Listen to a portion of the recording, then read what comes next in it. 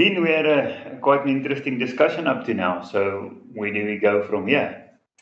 All right, yeah, no, thanks, Fadna. So I think the last we were talking about the butterflies and the stars and the impact that that has.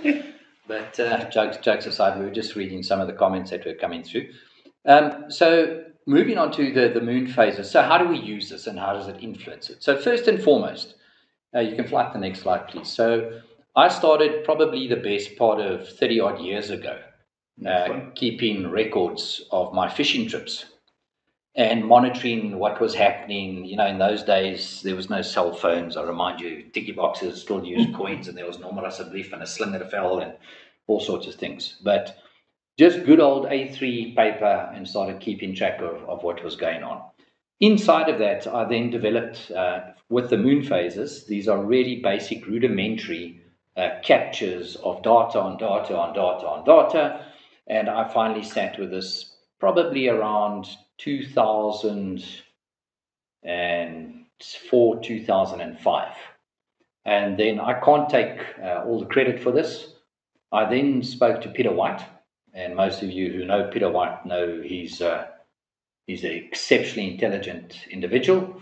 And I said to him, how do I translate this into some form of pattern, algorithm? And Peter said, no problem, let me help you out with that. And what he did was he then generated curves for me, which represent those time periods and the phases. Flight the next one, please. Okay, so this is the legendary Dean Pelser moon chart and fishing chart that goes back many years. And those who were fortunate enough to wring a slot out of me along the way will recall these very, very carefully. Now those graphs actually comes from that data that you dotted down in terms of correct the time of the lunar calendar. Correct. Okay. So remember at that point in time, you had moon phases. You knew when the phases were going to be, that you could get basically anywhere, but there was no lunar program or no solar program and no solunar program, which you have today on an app. Okay. So how does this work? So the day's got 24 hours in, as you can see on the left-hand side of the screen. Each one of the phases, phase 1, 2, 3, and 4, is premised there based on the data that I showed you in the schedule, and then the curves that were drawn up by Peter as to how do those curves over time migrate through that period. And that's all premised on the rotation of the Earth, the 24 hours and 50 minutes, and where you are in the cycle around the sun. So to translate this, the solid green, okay, is where you want to be fishing. Okay, now, first and foremost, this is not just a night fisherman conversation. This is not just a day fisherman conversation. This is a 24-hour, full month, full moon rotation cycle conversation. Okay, so if you're a day fisherman and you think the moon doesn't impact how you fish, big mistake. Okay. However, if you are a night fisherman, you can use it to your advantage, and especially if you're fishing endurance tournaments like we did with respect to the carp angling, which is 72 hours, this becomes fundamental because you actually plan your game plan around this, and I'll speak to that towards... when you can sleep. I will speak, well, not only that, when you can sleep, when you can feed, when you should be eating, when you shouldn't be eating, but I'll speak to that a little bit later. So when you look at the cycle, you'll see that the solid green sort of waxes and wanes, and you can have days that are fantastic days, and then the red is on your full moon and your new moon. Okay, now you think, but geez, Dean, I thought you said just now, those are like great periods to fish. No, they're not. They're great periods in principle that you have to plan in. Why? Because if you look at the predominant red, there's lots of green just before it and lots of green after it. So it says if you're planning a trip, 2 days leading into that full moon is great. On the full moon, not great. 2 to 3 days leading out of it is great. If you want to plan a holiday, plan it around that. Make sure that you travel in time, get there on time, and you're actually fishing when you're supposed to be fishing. Similarly, you'll see there's a thin, on the left, a thinner red version. So that's at the other peak of your moon cycle. And then you'll see I've like faded the colors. You've got greens that move into yellows and go over reds. Okay, so that's a very interesting period because it's not as predominant. You will not catch fish. Okay, you're less, and I'm going to use the word less likely to catch fish in those periods. So the dark green ones is the highest probability of being successful. Dark green, as per that previous slide that we had discussed, is like almost guaranteed. If you're not catching fish, you're doing something wrong. Or there's other factors that comes in. Or there's other factors, but I can promise you, if you are out at the water and your moon phase is right, the weather's right, the barometric pressure's right, you're not catching fish, you're doing something wrong. You must add bait. Yeah, well, that too. Or you could be sitting at a different period on the calendar where you're sitting in a yellow, which is a low probability, or you're sitting in the light green, which is probable. Remember that the dark green is like guarantee, right? And if you're sitting there and you're not getting fish, you don't need to necessarily panic and think you're doing something wrong. You can maybe let it lie a bit longer as it moves into the moon cycle. All right, I'm going to move to the next slide. So it's important. So this is actually a slot that I've taken for you. Remember, I told you part of the research that we did, we would plan the trip, go execute the trip, and then record and test the data. Okay, so this was a trip that my son and I did up to Klipkopje in White River. And for those who know the venue, it's a monster carp venue. And people go and sit out there for 4 to 5 days. And you'd be lucky to maybe get 1, 2, or 3 pulls. Yes, they're going to be nice big fish, and it's going to be well worth your trip. And we were planning our trip. Okay, so now the time that you planned is that the pen mark that you block that you yeah. So you can see there, I've got like a hashed pen mark scenario there that we booked. And you say, but Dean, why would you do it then? Well, we looked. So what do we know about the dam, right? And it was July, I think it was, if I remember correctly. July. Yeah, it's cold. It's going to be misty, it's going to be difficult, and this was a monster carp fishing session. Remember I said to you in the beginning, it impacts all fish, freshwater, saltwater, doesn't matter, but it impacts big fish even more. Okay, so if you really want to go and target big fish, then you need to think about this.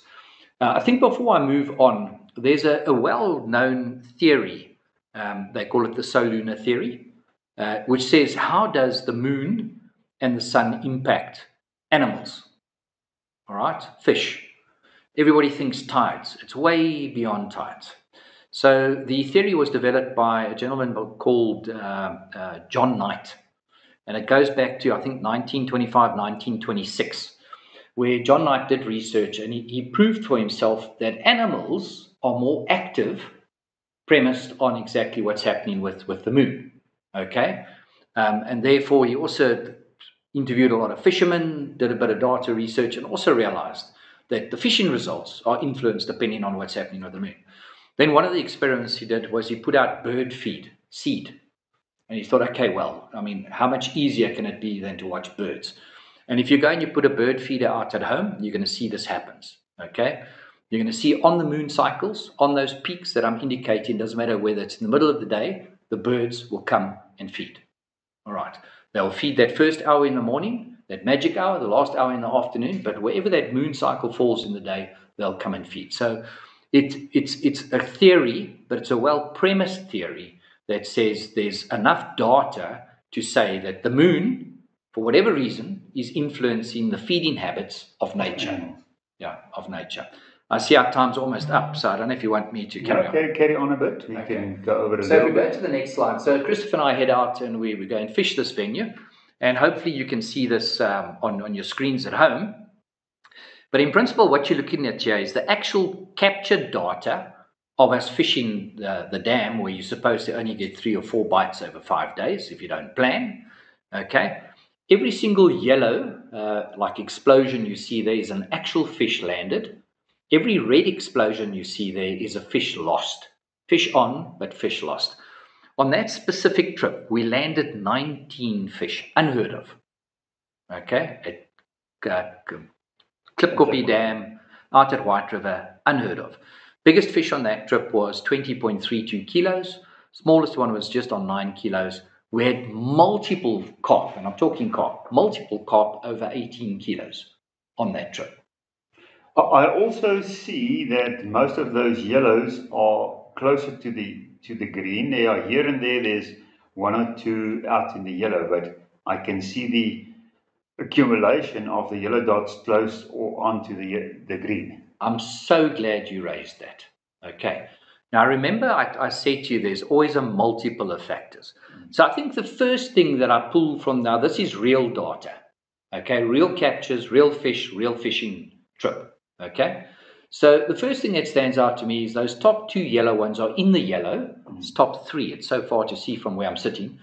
Are in the yellow, and you say, okay, well, so this thing doesn't really work. Well, no, really it does. Have a look where the concentration is of the rest of them, right? And the concentration is either in the solid green or as it's coming into the solid green, in solid green. Okay. Do we carry on? No, carry on for another minute or two. All right. So I'm going to ask you to flick up the next slide, please. So remember, I spoke to you, none of this happens in isolation. So if you look, there's two black lines at the top of that. That is the hour before sunrise, the horizontal ones. That's the hour before sunrise and the hour after sunrise. So there's your golden period. Can you see the correlation starting to take place? Right. You see the normal distribution runs into that top part. Absolutely. And if you look at the bottom, that's an hour before sunset and your hour after sunset. And you can see there's a very close correlation. So there's very few outliers in terms of the data. So the data, and I always say, the data will set you free. So there's very few outliers on the data, and there's actual data evidence saying, well, if you start to correlate these things, and had you planned the session any differently, you may have missed the opportunity. Okay, that was a once-in-a-lifetime trip. That was a bucket trip for me, where my son and I used to alternate bucket trips. And that year was my year. I'm not the monster carp fisherman. He's the monster carp fisherman. And I said, I'd like to go and do a monster carp trip as my bucket list. And basically he said, fine, let's go. We'll plan it. And he'll coach me and help me on that trip. And I got my PB of 20.32 kilos on that trip. Next slide, please. Just to show you some of the fish. That's one of them. That's a 19-odd kilo. There's also a real beaut that Christopher got on that trip. We can stop on there for now. So in principle, what I'm saying to you is, by applying some of the theory, taking time, planning, doing some analysis, you can go and set up your trip. So you probably say, but why did you do the trip like that? I wanted us to be catching fish during the day. I remind you, it's July.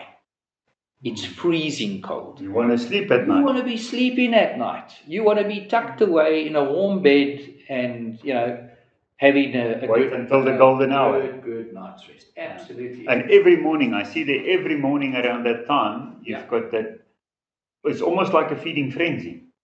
Exactly. So maybe in the next segment we can touch on, but why is it like a feeding frenzy? What role does the moon play in that? And I think maybe we can touch on that. But there is moon correlation data that I've shared with you, overlaid with the normal golden hour. We know if you're a fisherman, you've instinctively figured this out for yourself, that whether you're doing sea fishing, freshwater fishing, man, before that sun comes up and just after it's up, you're catching fish, and late afternoon as it's going down, you're catching fish. One question about interpreting that data that you have there, and because I'm asking myself that question now, am I right to say you should be planning your trip so that your golden hour runs into where the green starts? Well, absolutely. So you could do it that way. So you almost forcing an overlay of a real good outcome. On that border. Yeah. Similarly, and it depends what type of trip you're doing. Okay. So maybe you're doing a summer trip and you don't mind the ambient temperature at night. It's a nice night trip. You could plan it that instead of being burnt by the sun all day, that you can have a brilliant night session and you would still get the peak periods complementing, whether it's actually in the best moon part of the cycle of the dusk and the dawn, complementing it. So it could almost extend your period for the day of good catches. But yes, overlapping them definitely makes sense. Well, great. When we come back, we're going to talk about that last part of it. I think we can probably have 4 more sessions about it, but let's carry on. Kom ons gaan kyk 'n bietjie die juniors by Ruste Winterdam, en hier is 'n lekker interessante tip. Gaan kyk ook 'n bietjie wat Neil nou met ons deel oor die grootte van swembaits. They tend to say size does matter, and here it looks like the bigger the better. Kom ons hoor wat sê Neil.